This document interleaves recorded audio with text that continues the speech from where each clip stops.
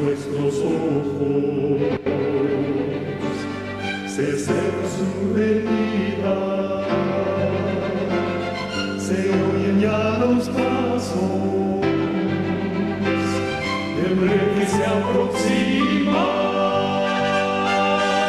a tarea aún nos queda denunciar al pueblo urgente que Jesús está volviendo, victorioso y esplendente,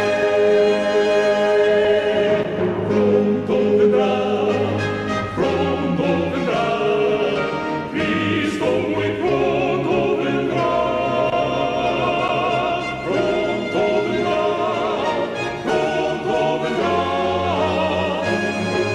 pronto Jesús volverá.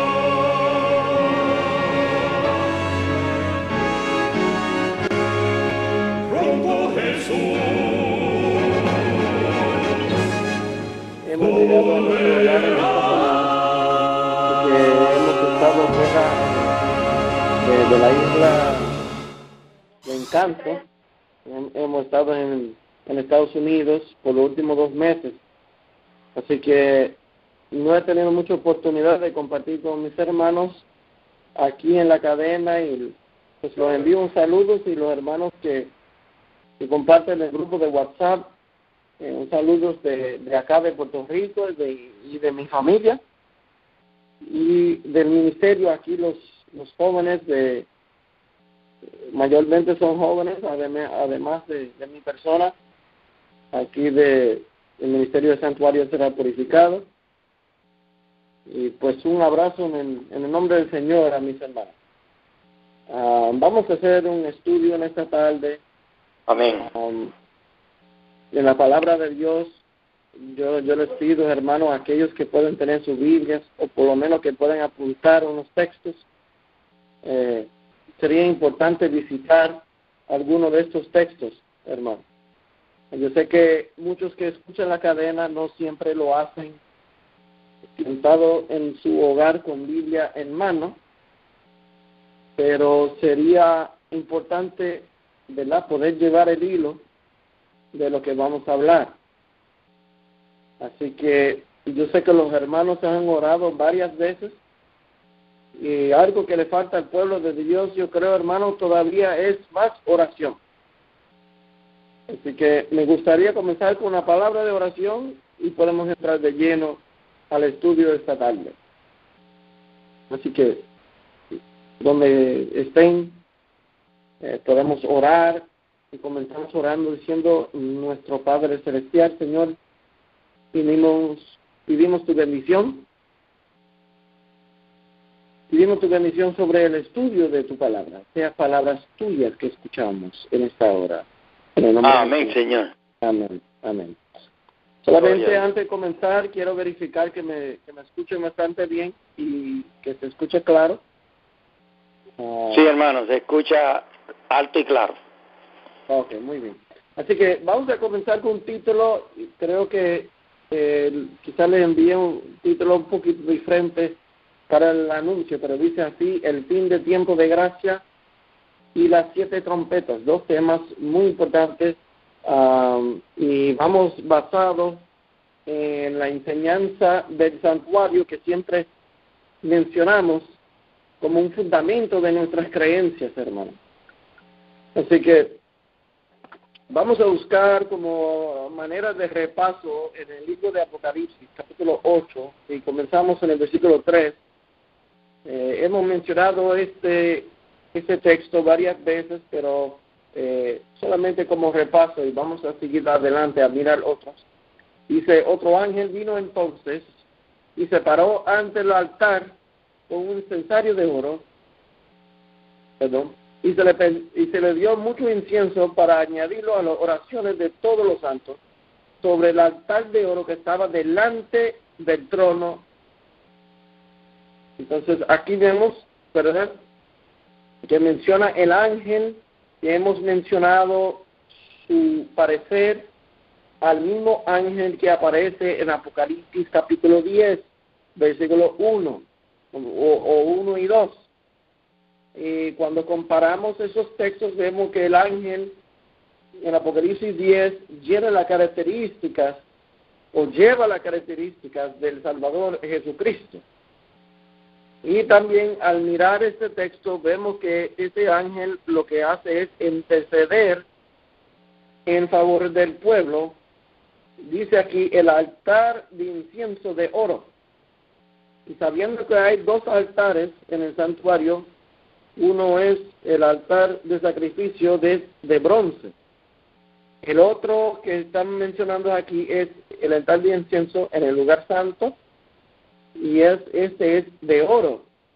Entonces, por esos materiales y esos detalles sabemos dónde está Jesús ubicado en Apocalipsis capítulo 8, versículo 3.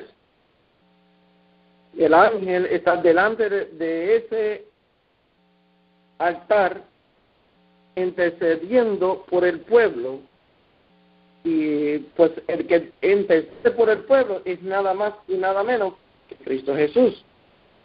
Así que permitimos también que inspiración nos ubique en el conflicto de los siglos. El conflicto de los siglos, página 410, cita a Apocalipsis 8:3.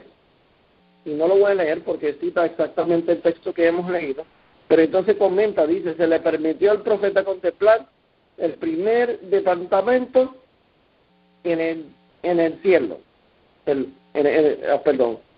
primer departamento del santuario en el cielo. Así que inspiración nos ubica donde se está haciendo esta obra, Jesús, en el lugar santo. Ahora vamos a seguir el estudio ahí en el versículo 4, Apocalipsis 8:4. Dice, y de la mano del ángel subió a la presencia de Dios el humo del incienso con las oraciones de los santos. O sea, el incienso iba a acompañar las oraciones. Por eso dice, ¿verdad? Iba con las oraciones. El incienso iba con las oraciones. El incienso no es las oraciones, pero va con las oraciones. Y dice el versículo 5, que es el versículo donde nos vamos a enfocar un poco en el estudio de esta noche. Y dice así, y el ángel tomó el incensario y lo llenó de fuego del altar y lo arrojó a la tierra, y hubo truenos y voces y relámpagos y un terremoto. Y vamos a enfocarnos en la primera parte de este texto. Dice, el ángel tomó el incensario y lo llenó de fuego del altar. Y vamos a preguntarnos qué eventos están sucediendo en este versículo. Vamos a ver cómo explicamos, ¿verdad?, las varias cosas que están mencionando aquí en el versículo 5 y qué eventos encontramos en lo que es en relación con las trompetas aquí en el versículo 5. ¿Cuándo es que el ángel o el sumo sacerdote llena de fuego el incensario del altar? Si meditamos por un momento, un poco antes que contestamos esa pregunta, si meditamos un poco en dónde se consigue el fuego para el altar de incienso. ¿Acaso será que se prende alguna mecha o algo en el lugar santo para encender ese fuego? Claro que no, eso se considera como fuego extraño. Así que lo que se tenía que traer fue fuego del altar de sacrificio, y del altar de sacrificio se tomaba un ejemplar y se llevaba a el lugar santo, allí en el altar de incienso. Ahora de nuevo se está haciendo lo mismo, se está tomando el incensario y se está tomando una porción de lo que se está ya quemando delante del altar de incienso para llenar el incensario de ese mismo fuego. ¿Cuándo es que sucede este evento en el proceso del santuario, por decirlo así. Miramos en el libro de Levíticos, mis hermanos. Aquí, por favor, que nos puede seguir lo más posible o apuntar para visitar en su tiempo. Apuntar los textos, Levíticos 16:12. Antes de comenzar, vemos que el capítulo 16 del libro de Levítico habla sobre el tema de el día de expiación. Habla del día de expiación. En el versículo 12 nos vamos a enfocar. Dice, después tomará un incensario lleno de brasas de fuego del altar de delante de Jehová. Lo mismo que está diciendo prácticamente Apocalipsis 8:5. Sigue diciendo el versículo 12 de Levítico 16, y sus puños llenos del perfume aromático molido, y lo llevará detrás del velo, o sea, al lugar santísimo en el día de expiación. Así que vemos la obra que Jesús estaba haciendo en el lugar santo en Apocalipsis 8:3. Inspiración no había ubicado que Jesús estaba oficiando delante del altar de incienso en el lugar santo. Pero ahora, en el versículo 5, vemos que hay unas acciones que demuestran que se hace en el día de expiación.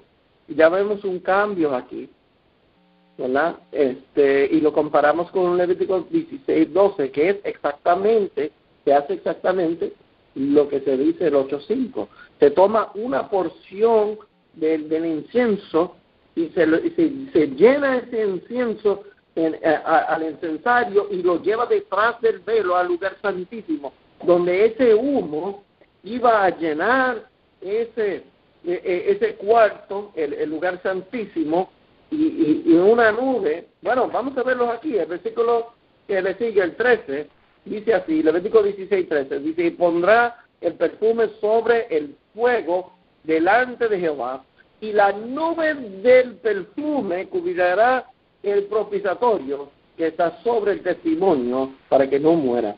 Noten bien que menciona la palabra perfume varias veces. ¿Por qué mencionan perfume? Mira, hermano,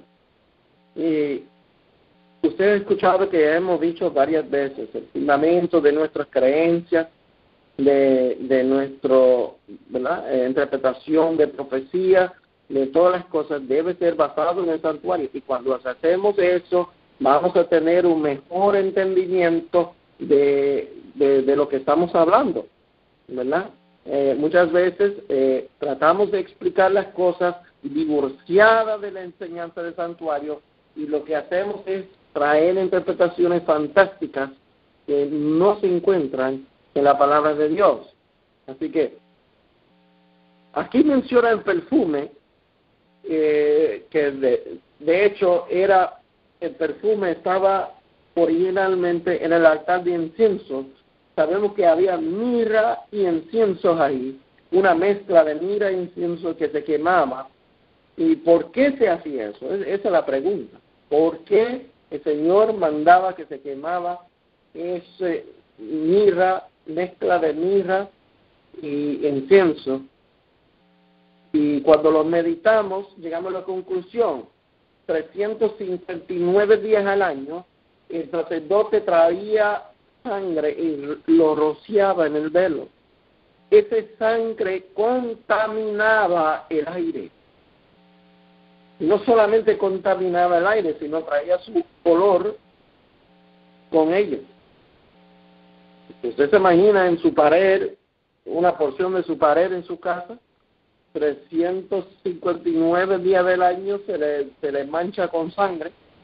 Dos cosas van a pasar: va a haber mal olor y el aire no va a estar muy puro en su casa.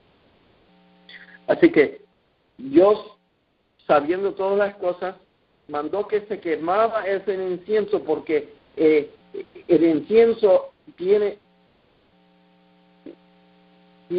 una función o tiene una propiedad de lo que hace es purificar el aire.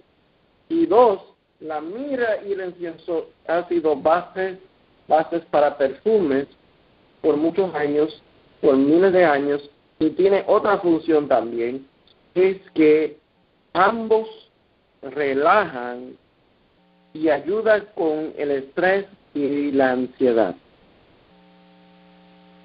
Ahora, esto es la cápsula de salud del estudio. Aquellos que están apuntando estas hierbas que la Biblia menciona en muchos distintos lugares en la Escritura, pero especialmente aquí, el Señor lo puso allí o mandó que se pusieras allí, no por casualidad. El sumo sacerdote entraba al lugar santísimo con mucho reverencia, temor, podemos decir estrés y ansiedad. Se le podía quitar hasta su vida en el caso de que mantenía algún delito en su vida todavía. Así que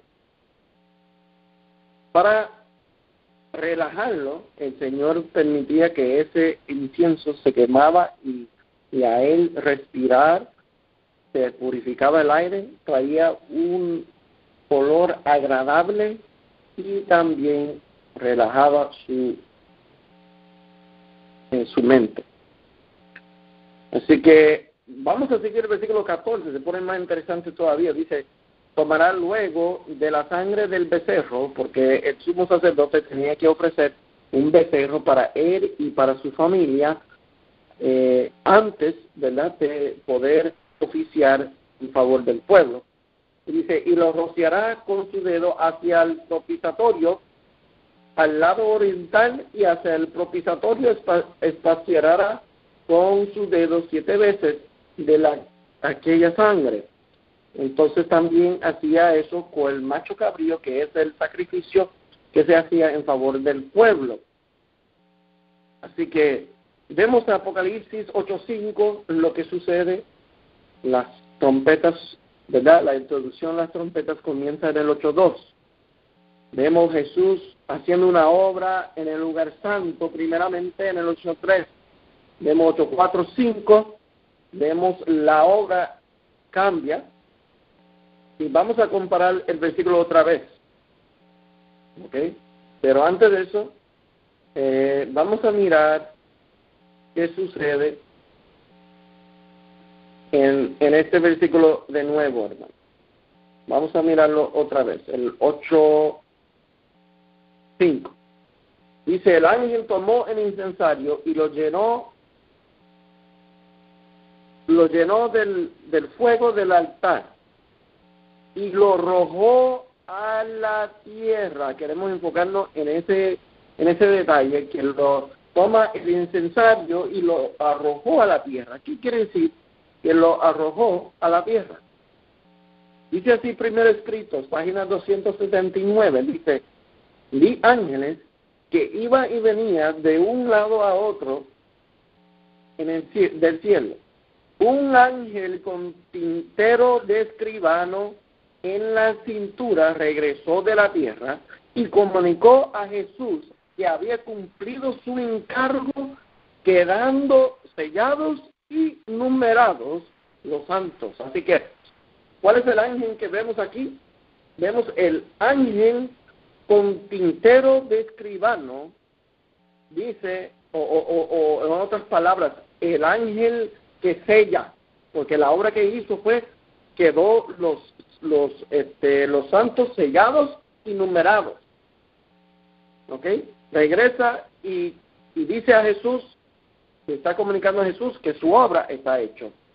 Sigue diciendo, vi entonces que Jesús, quien había estado oficiando ante el arca de los 10 mandamientos, dejó caer el incensario y alzó las manos y exclamó en alta voz, consumado es. Así que vemos en Apocalipsis 8:5 que está representado por esta misma hora que estamos viendo en la inspiración. O sea, cuando Jesús arroja el incensario a la tierra, es igual a cuando Jesús deja caer el incensario. Que también es igual que cuando cae el incensario, Apocalipsis 22:11 nos indica qué sucede. Referente al tiempo de gracia y misericordia. Dice, el que es injusto sea injusto todavía, el que es inmundo sea inmundo todavía. El que es justo practica la justicia todavía, y el que es santo, santifíquese todavía. Así que vemos el proceso de eventos entre Apocalipsis 8, 2, 3, 4 y 5.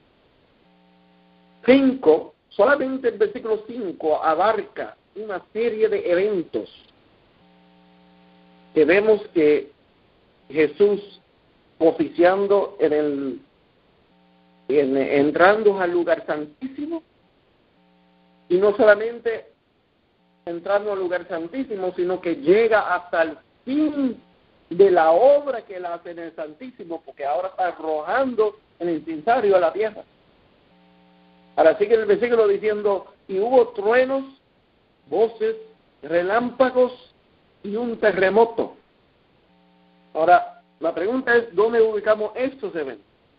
Y lo voy a comparar con otros textos de la Biblia, y también tienen que ver con las trompetas.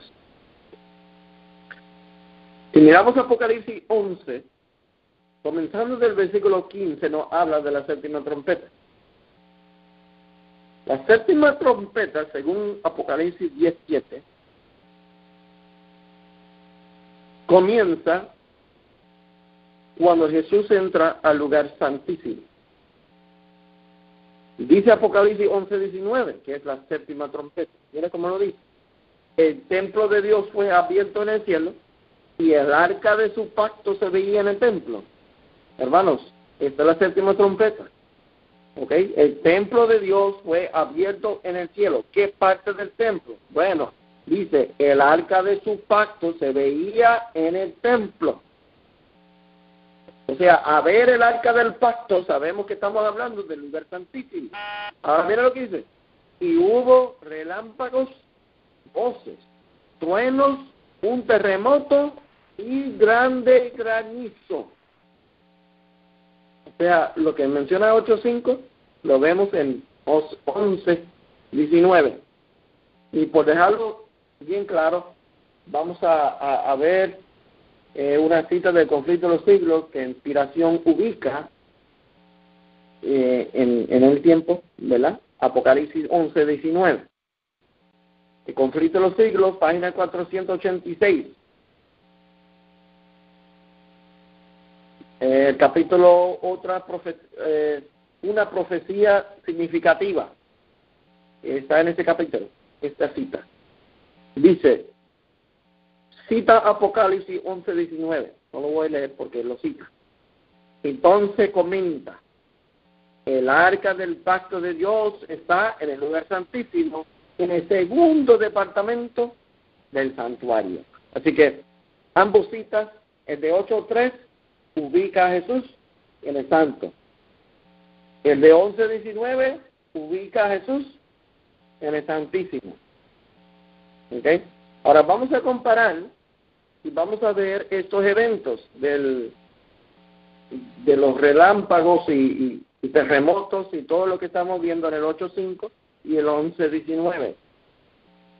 ¿Cuándo sucede esto? Vamos a apuntar a Apocalipsis 16:17. ¿Ok? Apocalipsis 16:17 dice, el séptimo ángel derramó su copa por el aire y salió una gran voz del templo del cielo, del trono, diciendo, hecho está. En el versículo 18. Entonces hubo relámpagos y voces y truenos y un gran temblor de tierra, un terremoto tan grande, cual no lo hubo jamás desde que los hombres han estado sobre la tierra. Así que ya estamos comparando, voy a terminar leyendo el 19, dice, y la gran ciudad fue dividida en 3 partes, las ciudades de las naciones cayeron, y la gran Babilonia vino en memoria delante de Dios para darle el cáliz del vino de su ardor, de su ira. Así que ya estamos comparando y poniendo paralelo los eventos de Apocalipsis 8:5. Estamos poniendo el 11:19 y estamos poniendo el 16:17, o sea, el séptimo, la séptima copa o plaga. Y estamos viendo los eventos. Vamos a terminar leyendo sobre la plaga aquí en Apocalipsis 16, 20 y 21. Dice, toda isla huyó y los montes no fueron hallados. Y cayó del cielo sobre los hombres un enorme granizo, como del peso de un talento. Y los hombres blasfemaron contra Dios por la plaga del granizo, porque su plaga fue sobremanera grande. Así que menciona todos los elementos del 8:5 y también del 11:19. Interesantemente podemos, y no quiero complicar el estudio demasiado, pero podemos poner como referencia los eventos que encontramos en el 6º sello, cuando hablan del terremoto y las islas, ¿verdad? Y estos eventos que encontramos en estos versículos corren paralelo con lo que se está hablando del 6º sello, que es juntamente, prácticamente antes de la venida del Señor, o prácticamente a la venida del Señor, tan cerca, ¿verdad? Pero bueno, no lo quiero complicar demasiado, lo queremos enfocarnos más en lo que estamos hablando aquí de la relación de la trompeta y su relación al santuario. Entonces, ¿qué evento vemos que sucede aquí en Apocalipsis 8:5, 11:19 y también en Apocalipsis 16? Primer Escritos, página 285, explica un poquito más a profundidad qué es lo que está sucediendo ahí. Dice así, Dios escogió la medianoche para librar a su pueblo. Entonces, menciona que hay una serie de eventos que suceden ahí, mientras los malvados se burlaban de los santos. Dice, apareció de pronto el sol con todo su esplendor y la luna se paró. Los impíos se asombraron de aquel espectáculo, al paso de que los santos contemplaban con solemne júbilo aquella señal. Mira lo que era, señal de su liberación. En rápidas ejecuciones se produjeron señales y prodigios. Todo parecía haberse desquiciado, empezaron a fluir los ríos y aparecieron densas y temerosas nubes, uno contra el otro. Dice, pero había un claro, persistente esplendor de donde salía la voz de Dios. Y esto es muy interesante, hermano, porque ¿qué es lo que salía de la voz de Dios? ¿Qué escucharon? Truenos. ¿Qué fue lo que anunció la voz de Dios? La voz de Dios anuncia, ahora, interesantemente, los hermanos están en el tiempo de angustia, para este tiempo. Están en el gran tiempo de angustia, y aquí, a escuchar la voz de Dios, es una señal para ellos de su liberación. Ahora, ¿qué escucharon los hermanos a la voz de Dios? es el día y la hora de la venida de Jesús. Y esa voz viajando por el espacio desde el Orión hasta la Tierra, nos dice en otro capítulo del primer escrito que hace temblar las potencias del cielo, el sol, lunas y estrellas. Sigue diciendo y terminando esta cita, dice, sobrevino un terremoto tremendo, un gran terremoto, abriéndose los sepulcros de los que habían muerto, teniendo fe en el mensaje del tercer ángel y guardando el sábado. Se levantaron glorificados, mira esto, hermano,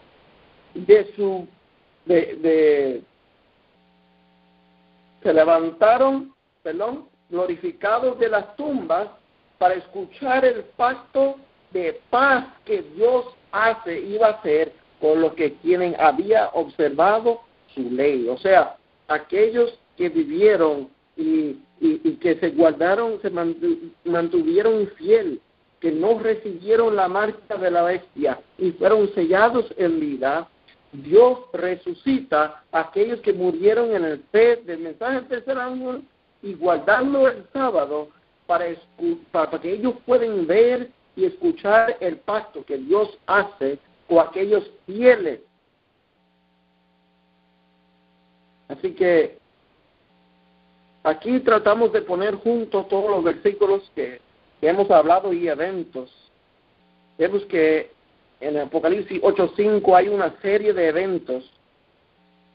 Del 8:3 vemos que sucede una obra en el santuario, pasa del 8:4 al 8:5.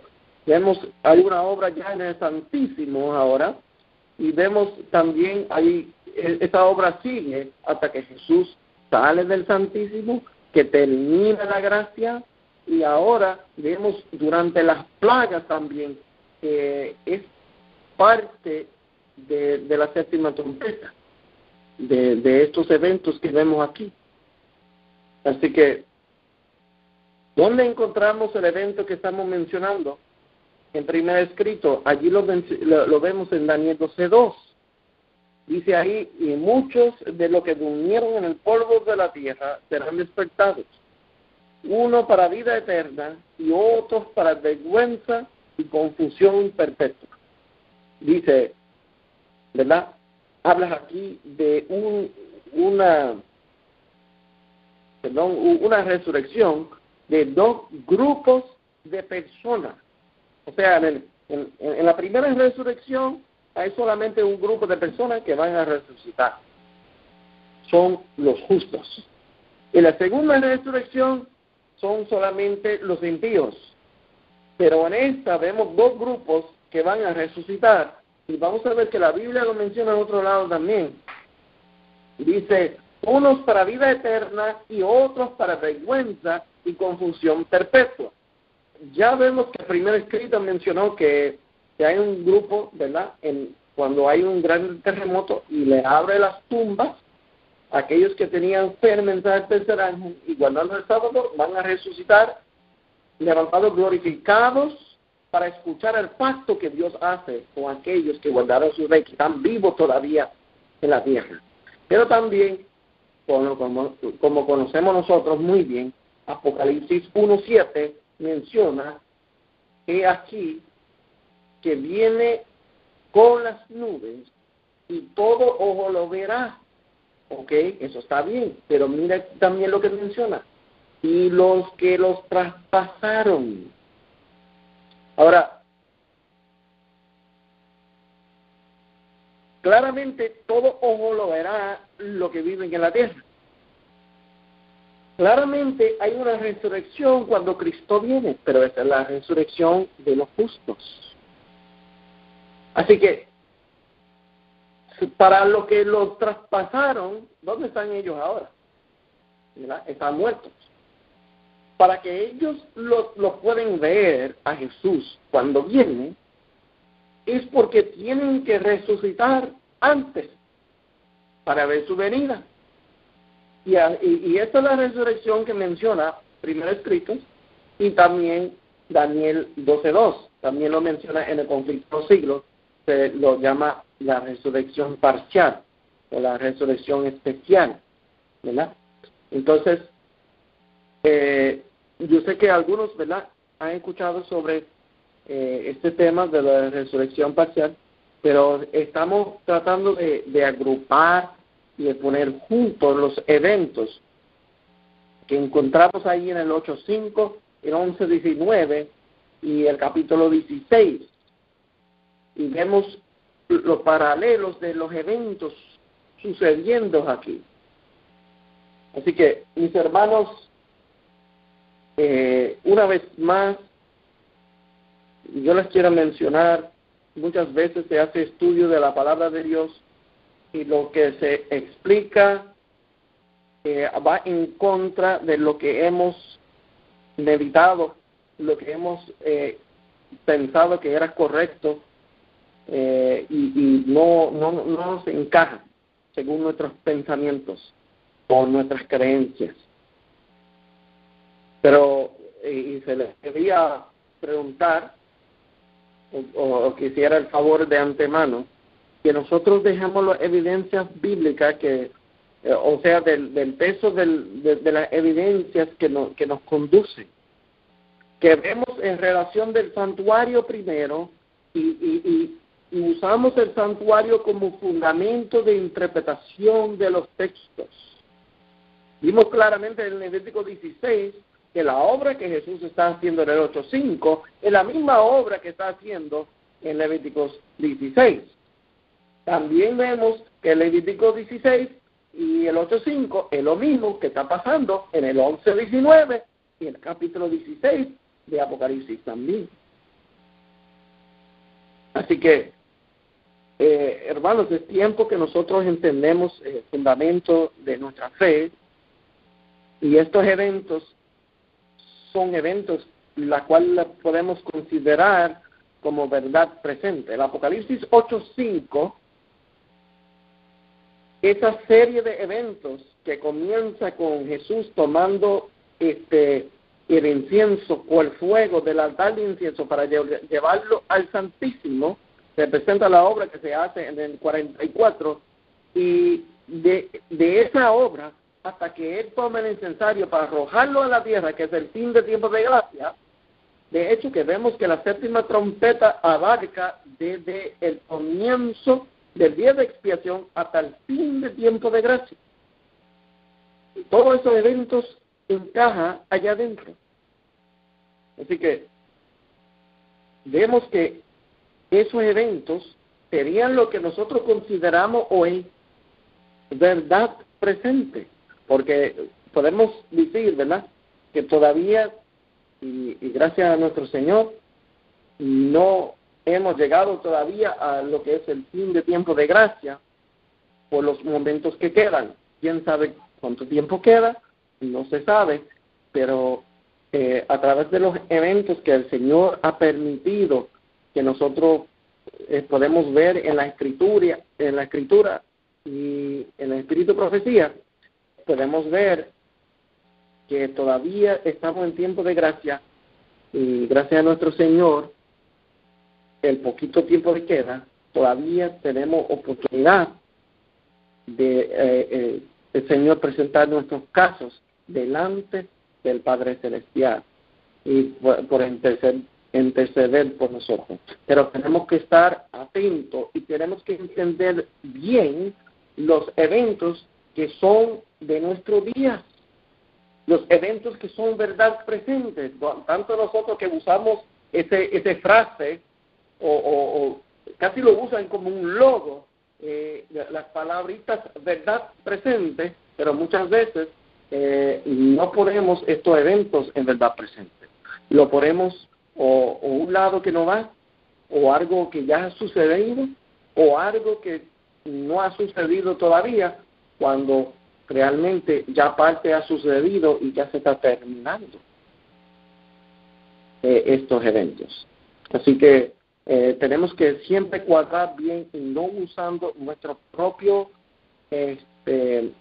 criterio o interpretación de la Escritura. El Señor ha dejado bien el fundamento de nuestra fe. Es más, el Espíritu de Profecía es bien claro.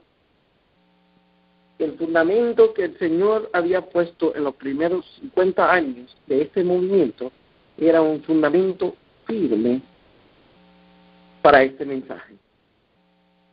Y los hermanos se le dice eso y se revuelcan porque dicen, no, pero ¿cómo tú puedes decir eso? Porque ahora tenemos mucho más luz de ese entonces, sí, pero eso era el fundamento. Así que podemos tener más luz, hermano, pero el más luz no va a contradecir el fundamento, ni lo va a quitar tampoco. Así que si hay luz, tienen que ir sobre o construidos sobre el mismo fundamento, o sea, no puede contradecir el fundamento. Así que, de nuevo, mis hermanos, miramos que pronto, mis hermanos, más pronto de lo que meditamos, tanto que vemos eventos, hermanos, y yo estoy seguro en esta cadena que se habla de los eventos actuales, ¿verdad?, que se habla de los movimientos políticos y religiosos, los movimientos que hemos visto prácticamente de 9/11 para acá, ¿verdad? Todo nos indica cuál cerca la venida de Jesús, especialmente vemos con este presidente, ¿verdad?, cómo han marchado las cosas y cómo se cumplen las profecías, hermanos. Y pronto vemos que el Señor, el sumo sacerdote, pronto está por arrojar a la tierra el incensario o dejarla caer. Y sería demasiado tarde por nosotros, hermanos. Así que yo sé que es importante estar atentos y entender estas cosas, hermanos. Pero hay algo más importante que a veces no lo damos tanto el enfoque. Nosotros nos encantamos escuchar sobre los eventos, sobre la profecía, sobre la imagen de la bestia, la marca de la bestia, sobre las trompetas y los sellos. Pero, hermano, algo que necesitamos meditar un poquito más es la preparación que yo necesito. Porque, claro, los eventos nos indican dónde estamos. Y lo que nos dicen los eventos es que Jesús pronto está por salir del lugar santísimo. ¿Y sabes qué? Cuando lo hace, ya nosotros hemos sellado nuestro destino antes de eso, por ser conocedores de la palabra de Dios. Seremos juzgados antes, hermano. Eso sería, ¿verdad?, el fin del tiempo de gracia por los últimos que recibieron el mensaje. Pero así como el juicio de los muertos es un proceso, y es un proceso también, ¿cómo les digo, hermano? Es un proceso sucesivo. También el juicio de los vivos será un proceso sucesivo que comienza con algunos y termina con otros. Así que, mis hermanos, se sabe que los eventos cumplen la palabra de Dios. Es más, el pueblo está atrasado y los eventos están avanzados. Realmente no estamos listos, hermano. Hay que ser, ¿cómo le digo? Hay que ser honestos. Hay que ser reales. Y oramos al Señor porque su pueblo no está listo. No está listo para el pequeño tiempo de angustia. Mucho menos el gran tiempo de angustia. Nuestro carácter no está listo. Nuestra vida, nuestra preparación no está listo. Nosotros no sabemos cómo sostenerlo o vivir sostén propio. Nosotros dependemos de todo lo del mundo. ¿Cuántos de nosotros no dependemos del Walmart o del Publix o lo que sea, el supermercado de su área? ¿Cuántos de nosotros, si nos corta esas cosas, podemos vivir de nuestro sostén propio? ¿Cuántos de nosotros hemos aprendido a vivir sostén propio, depender de Dios y ser sostenido por Él. Y mientras tanto, luchamos dentro de nosotros, hermano, entre la teología, entre las creencias, pero realmente lo que necesitamos nosotros es una preparación dentro de nuestros corazones. Los que no van a recibir la marca de la bestia y reciben el sello de Dios es porque tiene la justicia de Cristo. Y si tienen la justicia de Cristo es porque ellos llevan las características de Cristo. Tanto que hemos, ¿verdad?, citado a Apocalipsis, ¿verdad?, 14, y hablamos del mensaje de ser ángel, y hablamos de aquellos que guardan los mandamientos de Dios, o Apocalipsis 12:17 también, y tanto que mencionamos esos textos, ¿verdad?, lo que guarda los mandamientos de Dios y tiene la fe de Jesús. Pero la pregunta es, ¿será que en nuestra vida se refleja lo que dicen esos textos actualmente en nuestras casas? Si se predica de un púlpito de una iglesia adventista del séptimo día que vamos a pecar hasta que Cristo viene, los hermanos se levantan y reconocen que esa doctrina es falsa y se revuelcan. Pero también, teológicamente, estamos en contra de esa enseñanza, porque cuando Jesús sale del lugar santísimo, no hay intercedor entre el hombre y Dios. No hay nadie que intercede por nosotros. Pero la pregunta es, ¿estoy yo listo para los eventos que vienen? Mi carácter refleja a Cristo, que cuando me tocas a mí las decisiones difíciles, cuando me tocas a mí quitar mis bienes, mis familiares, cuando me tratan de hacer daño. Mira, los hermanos hoy en día mencionan algo uno contra el otro y uno lo critica y allí hay una pelea tremenda. Y solamente porque me criticaron y que mi corbata es un color feo, y que yo lo que predico es un disparate, y los hermanos se pasan a pelear.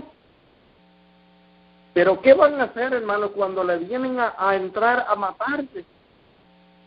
A matarte a ti y a tu familia. ¿Qué carácter vamos a demostrar? Mis hermanos, es tiempo de ver la necesidad de nuestra preparación. Cristo viene pronto, muy claro. Y el Señor viene tan pronto. Y lo que pasa es que ha pasado mucho tiempo y no hemos hecho la preparación necesaria. Hemos tenido muchos años pasando y nosotros hemos estado enfocados en todas las cosas del mundo y no prepararnos. Parte de ese gran problema es porque nosotros hemos estado educados y hasta aún en el día de hoy estamos educados en el sistema babilónico. No tenemos la educación cristiana. Y los hermanos están escuchando y dicen, no, ahora el hermano va a predicar un sermón sobre la educación cristiana. Sí, claro que sí, hermano, porque nosotros no podemos ni entrar al cielo, hermano. No podemos entrar al cielo sin tener la propia educación primero. Es más, hermano, yo estoy casi seguro, quizás han escuchado la cita del Espíritu de Profecía, que dice exactamente eso. ¿Sí? Pero se lo voy a leer como quiera. Dice primero de MCP, página 53. Ahora como nunca antes, necesitamos comprender la verdadera ciencia de la educación. Si fallamos en comprender esto, nunca tendremos un lugar en el reino de Dios. ¿Por qué es tan importante eso, hermano? Porque nosotros al tener la educación equivocada, tenemos los pensamientos equivocados. Nosotros somos lo que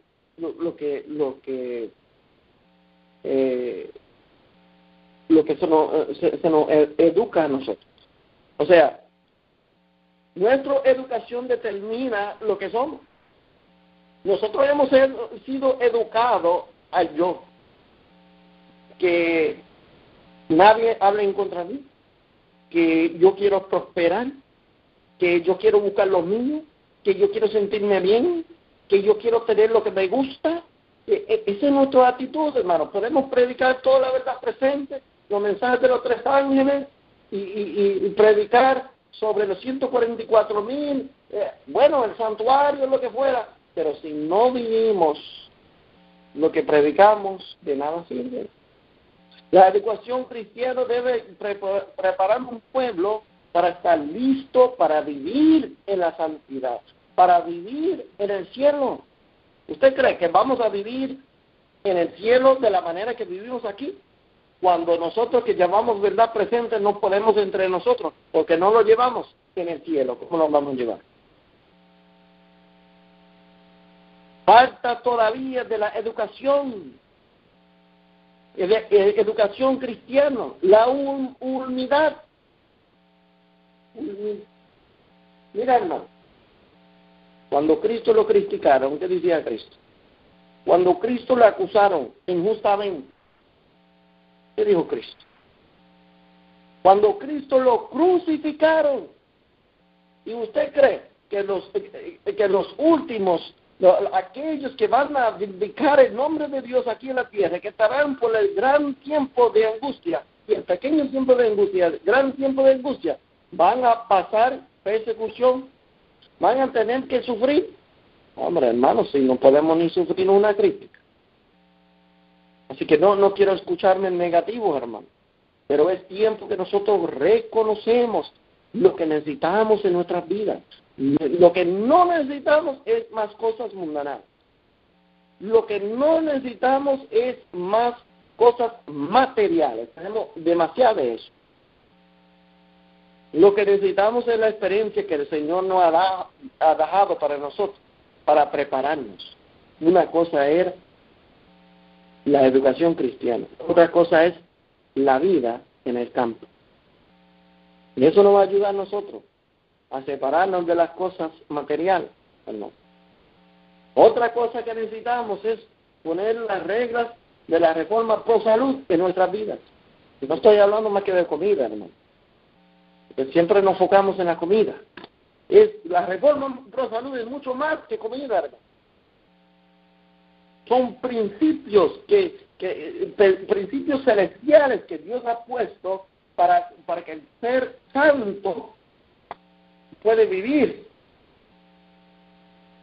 Y si no podemos poner esos principios en regla aquí en la tierra, hermano, no los vamos a poner en el cielo. Una cosa que vamos a llevar al cielo es nuestro carácter, es lo que hacemos ahora, lo que somos ahora, lo que vivimos ahora. Así que damos gracias, ¿verdad?, por la palabra de Dios. Gracias por los eventos y las profecías que demuestran dónde estamos en el hilo y el tiempo profético. Damos gracias por la misericordia del Señor que Él ha permitido como a manera de sonido, de alarma, de que nosotros podemos ver tantos eventos a través de tanto tiempo, tratando de llamar y despertar nuestra conciencia. Pero a ver todas esas cosas, ya es tiempo que nosotros comenzamos a tomar decisiones que realmente son decisiones basadas en la fe. Tenemos que tomar decisiones de fe para seguir a Cristo. Es tiempo de poner en práctica lo que me dice el Espíritu Profecía y la Biblia. Consejo de Dios para su pueblo. Hace más de 100 años Dios está llamando a su pueblo. Salir de estos lugares, ubícate aquí, vive así. Nos vas a ayudar, no es juzgarnos uno al otro, hermano, si comemos carne, queso, leche, huevo todavía. Eso no es el punto, hermano. El punto de la reforma es para traer mi carácter más cerca a uno de humildad, para que podamos ser más humildes, para que podamos depender más de Dios, depender más de Cristo. Necesitamos ayunar, hermanos, pero hoy en día, especialmente aquellos escuchando que viven quizás en el país de los Estados Unidos, se nos hace muy difícil sacar un día de ayuno. ¿Qué les pregunto, hermano? Aquellos que dicen que van a vivir en las ciudades se van a ser fiel hasta la segunda venida de Jesús. No aguantan ayunar ni una comida. Ni una comida aguantan ayunar. Tienen que tener sus 3 diariamente y muchos snacks entre las comidas. ¿Cómo vamos a aguantar y ser fiel hasta la muerte? Ni un día completo con agua. Usted le mira a los hermanos, vamos a ayunar un día con agua, y los hermanos le abren los ojos así de grandes. ¿Qué? ¿Cómo? No, eso está muy duro, hermano. ¿Y usted cree que va a pasar por el tiempo de angustia sin ayunar un día? No pueden ahora, pero creen de una manera, yo no sé, de una manera que va a pasar algo sobrenatural que le va a permitir ayunar los días necesarios, sean 10, 20, 30 días, ellos lo van a hacer, pero no ahora, es cuando viene el tiempo. Hermano, si no puedes ahora, no vas a poder en ese tiempo tampoco. Eso se llama preparación.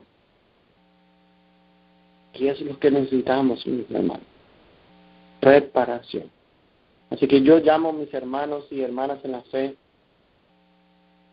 Hermanos, es tiempo de despertar de nuestro sueño la vigencia. Llamamos a los otros hermanos la Odisea, otras iglesias la Odisea. Decimos, no, los nominales son la Odisea. Yo no soy la Odisea. ¿Tú sabes lo que quiere decir la Odisea? Yo soy rico, yo no tengo necesidad de nada. Yo así como estoy me voy a salvar. Voy a pasar el pequeño tiempo de angustia, el gran tiempo de angustia, aunque no ha hecho la preparación. Esa es la Odisea.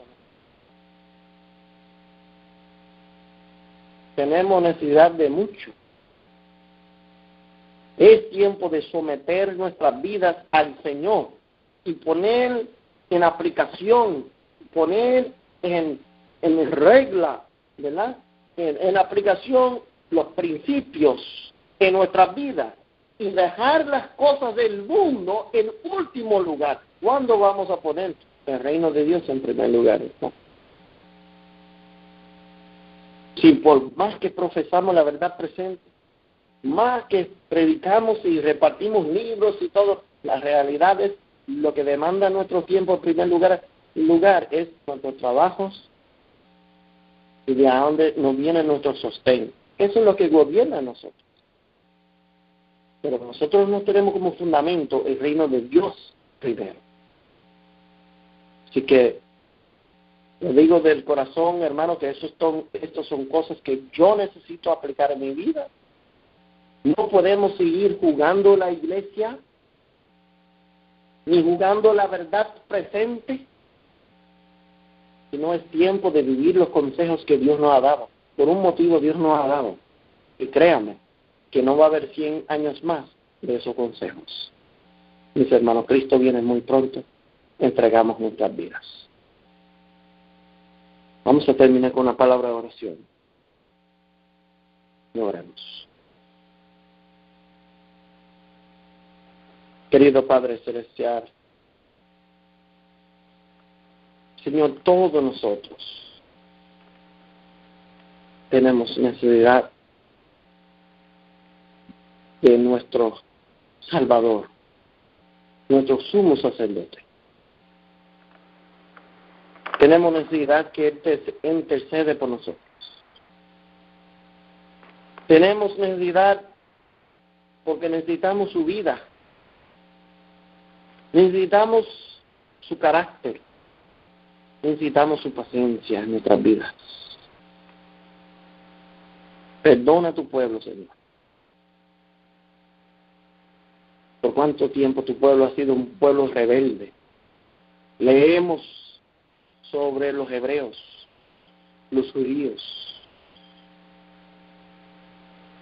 Leemos sobre los protestantes, los reformadores, los mileritas, los adventistas, los nominales, los corporativos. Pero no miramos lo de verdad presente. Tenemos gran necesidad. Señor, amén. Señor, por favor, perdona nuestras faltas. Amén. Y úsanos para vivir tus verdades, para ser un testimonio al mundo y para terminar amén. tu obra. Señor, dar tu poder a tu obra y a tu iglesia. Señor, despiértanos del sueño. Despiértanos de esa condición de ausencia. Que podemos someter nuestras vidas. Señor, una última cosa yo quiero pedir. Señor, ayúdanos a tener el poder, la fe de poner en práctica lo que sabemos. No solamente de hablarlo, no solamente de predicarlo y mencionarlo y medir a otras personas en base de esos consejos, sino de yo aplicarlos a mi vida. Ayúdanos a comenzar a tomar las decisiones por la fe para poner esas prácticas en nuestras vidas.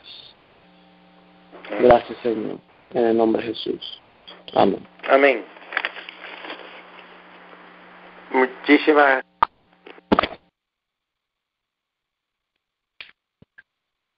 gracias, hermano Elliot, por ese tema tan profundo, profético, que nos edifica grandemente.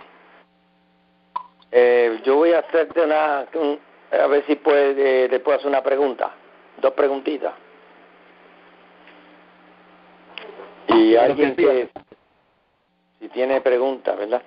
Hermano Elio, entonces, podemos decir que Guillermo Miller pasó por alto estos 2 versículos, el que habla del librito amargo, que está en Apocalipsis 10, y el del fuego del altar del incienso llevado al lugar santísimo, de Apocalipsis 8:5.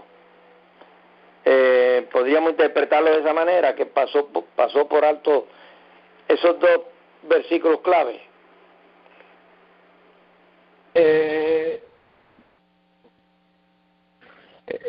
Bueno, que Guillermo Miller pasó por alto, tú dices el chasco que encontramos en Apocalipsis capítulo 10. Es correcto, sí. Exacto. Pues claro está, él pasó por alto el chasco que encontramos en Apocalipsis capítulo 10 y también, ¿verdad? También podemos ver ese mismo chasco también en el Viejo Testamento, pero claro está, y sabemos que el libro de Mateo menciona también, hablando de los vírgenes, una demora, y claramente pasó por alto esa demora. Habacuc capítulo 2 habla también allí de una demora también. El conflicto de los siglos lo menciona. Y mira capítulo 2, versículos 2 y 3. Y si miramos el versículo 3, dice, aunque la visión tardare aún por tiempo, mas al fin hablará y no mentirá. Aunque tardare, espéralo, que sin duda vendrá y no tardará. pasaron por alto ese versículo. Claro que sí, hermano, claro que sí. Ok. La otra cosita que quería mencionar es sobre el propiciatorio. Ajá. ¿Por qué el incienso y el fuego se dejaban sobre el propiciatorio? ¿Por qué se ponía el incensario sobre el propiciatorio? Sí, porque Apocalipsis 8:5 dice que el ángel tomó el incensario, lo llenó del fuego del altar, y según tú nos explicas, ese fuego del altar, el ángel representando a Cristo lo llevó del lugar santo al lugar santísimo y lo derramó sobre el propiciatorio. La pregunta entonces es, ¿por qué se derramó sobre el propiciatorio? Bueno, no se derramaba, sino se ponía el incensario sobre el propiciatorio y el sumo sacerdote lo dejaba ahí. ¿Por qué lo hacía? Ustedes lo van a encontrar la contestación en Levítico 16. El humo, o sea, se llenaba el incensario del humo que estaba quemándose, o el incienso que se estaba quemando sobre el altar de incienso, y se traía al lugar santo. Levítico 16 dice que la presencia del Dios iba a aparecer en el lugar santísimo, pero iba a ser cubrido por el nubes. Ahora, ¿qué nube le iba a cubrir la presencia de Dios? Bueno, era la nube que salía, que procedía de ese incensario. O sea, el incensario es lo que estaba produciendo en el lugar santísimo un humo, una nube. Y eso es lo que estaba cubriendo la presencia de Dios y también, ¿verdad?, trayendo el perfume agradable, que era la mezcla del incienso y la mirra que se estaba quemando, ¿verdad?, en ese propiciatorio, en el incensario, perdón, el incensario. Entonces el propiciatorio simbolizaba el lugar más importante, ¿no?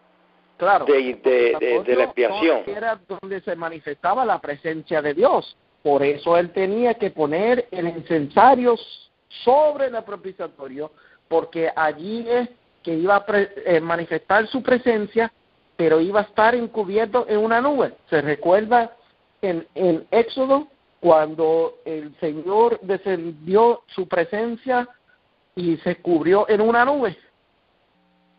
Sí. Pues en el lugar santísimo, en el día de expiación, el Señor también, lea Levítico 16 a su tiempo, hermano. Pasaba lo mismo. Ajá. Allí dice que se iba a manifestar sobre el propiciatorio. Él mismo se iba a manifestar sobre el propiciatorio, pero Dios no se va a manifestar al hombre así, ¿verdad? Sino que iba a ser cubrido en una nube, lo dice Levítico 16. Así que, Okay. Por eso es importante entender cosas que está pasando actualmente, vamos a decirlo así, en el santuario celestial. De verdad estamos hablando de eventos de verdad presentes. Sí, la intercesión de Cristo. Claro. Pues no sé si hay otros comentarios o preguntas. Pero... ¿Alguna pregunta, hermanos, que tengan alguna pregunta? Favor de presionar estrella 61. Adelante, si tienen alguna interrogante para el hermano Helio. Bueno, yo tengo una pregunta. Tengo una pregunta. Adelante. Quería saber si hay un predicador que está predicando la verdad presente y tiene problemas en su casa. ¿Eso está bien que predique o cómo uno tiene que hacer eso? Si uno sabe si tiene problemas, bueno, X problemas, no sé, digamos de familia, ¿no? Eso es, ¿cómo uno podría enfocar eso? Bueno, esa vocita, yo como lo conozco, no sé, pero bueno, está buena la pregunta. ¿Qué familia no tiene problemas? Esa es la primera pregunta que hacen los hermanos. Pero claro está, en la palabra de Dios, que el predicador, el anciano, el evangelista, el pastor, ¿verdad? A aquellos que se dedican a la obra de Dios, al servicio, especialmente aquellos que pues quizás reciben del dinero del Señor, del diezmo. La Biblia claramente indica, que sería bueno hacer un estudio de esto, pero lo contesto así, claramente indica que el hombre tiene que tener su casa en orden. Y es más, si yo soy predicador y no tengo mi casa en orden, pues es mejor como retirarme un poco. Y usted dice, no, en la obra del Señor, sí, la obra del Señor, pero yo no puedo predicar o dar testimonio, yo no puedo predicar que otros tengan lo que yo no tengo.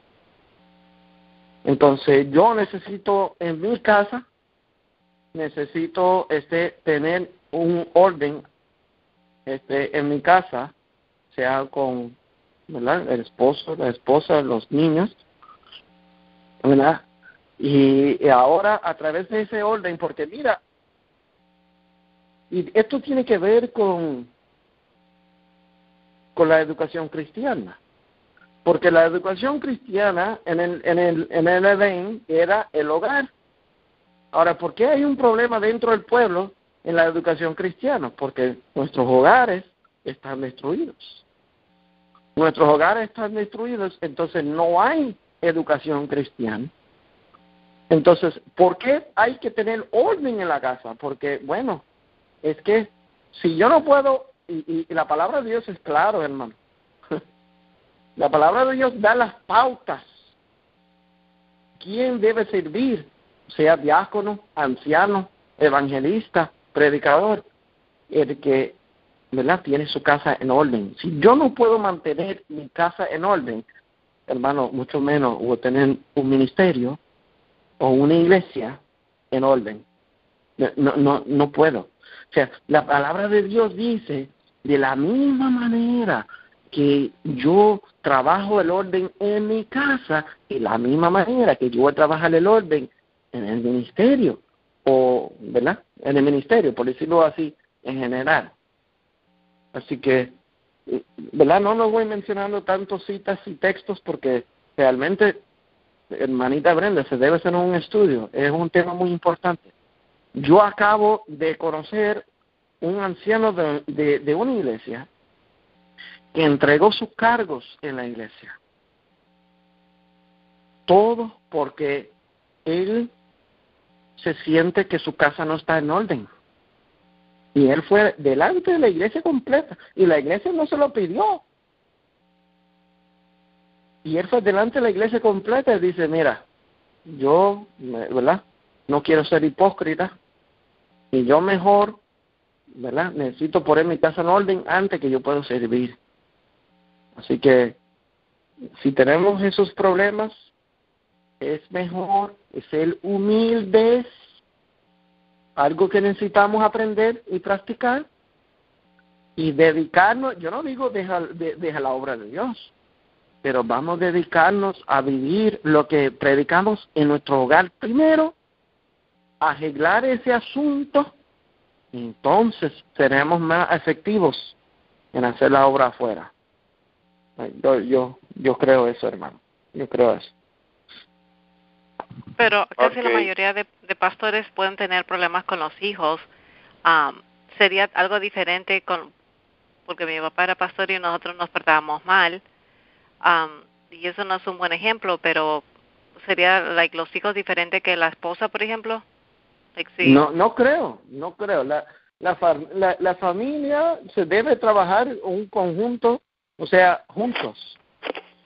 La familia, o sea, usted tiene adultos y cuando se hacen adultos salen de su casa y viven en otro lado, usted no puede controlar lo que está ahí, está bien, pero a la misma vez todavía no refleja muy bien y mira, aquí lo que está sufriendo aquí es la causa de Cristo y es el nombre de Cristo.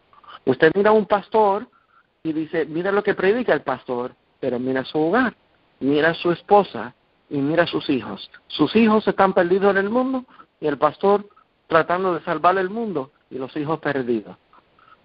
O sea, el hogar debe reflejar. Lo que pasa es, hermanita, que muchas veces, aunque estamos en la verdad presente, aunque predicamos lo correcto, no vivimos el evangelio en nuestras casas. No hay amor, no hay educación cristiana. Entonces, muchas veces, hermanitas, dedicamos más al ministerio que a nuestras familias.